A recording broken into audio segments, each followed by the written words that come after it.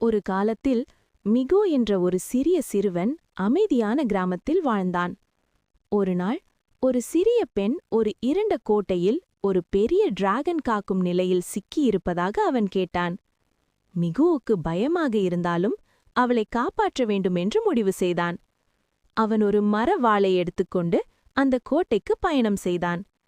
கோட்டையின் முன் வந்தவுடன் டிராகன் பெரிய சத்தமாக கர்ஜித்தது. அப்போது மிகோ தைரியமாக, "எனக்கு பயமில்லை, அந்த பெண்ணை விடு" என்று சொன்னான். டிராகன் சிரித்தது. ஆனால் மிகோ புத்திசாலி. அவன் தனது வாளால் கோட்டையின் கதவை கட்டியிருந்த பெரிய சங்கிலிகளை வெட்ட ஆரம்பித்தான். சில நேரத்தில் டிராகன் சோர்ந்து பறந்து போய்விட்டது. மிகோ உடனே உள்ளே ஓடி அந்த சிறுமியை கண்டான். "பயப்படாதே, நீ இப்போது பாதுகாப்பாக இருக்கிறாய்" என்று சொன்னான். அவர்கள் இருவரும் மகிழ்ச்சியாக கிராமத்திற்கு திரும்பினார்கள். ஒரு காலத்தில் மிகோ என்ற ஒரு சிறிய சிறுவன் அமைதியான கிராமத்தில் வாழ்ந்தான். ஒருநாள் ஒரு சிறிய பெண் ஒரு இருண்ட கோட்டையில் ஒரு பெரிய டிராகன் காக்கும் நிலையில் சிக்கியிருப்பதாக அவன் கேட்டான்.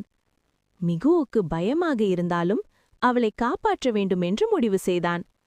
அவன் ஒரு மர வாளை எடுத்துக்கொண்டு அந்த கோட்டைக்கு பயணம் செய்தான்.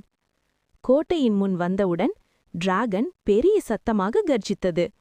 அப்போது மிகோ தைரியமாக, "எனக்கு பயமில்லை, அந்த பெண்ணை விடு" என்று சொன்னான்.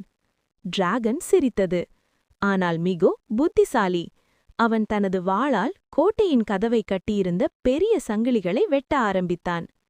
சில நேரத்தில் டிராகன் சோர்ந்து பறந்து போய்விட்டது. மிகோ உடனே உள்ளே ஓடி அந்த சிறுமியை கண்டான். "பயப்படாதே, நீ இப்போது பாதுகாப்பாக இருக்கிறாய்" என்று சொன்னான். அவர்கள் இருவரும் மகிழ்ச்சியாக கிராமத்திற்கு திரும்பினார்கள்.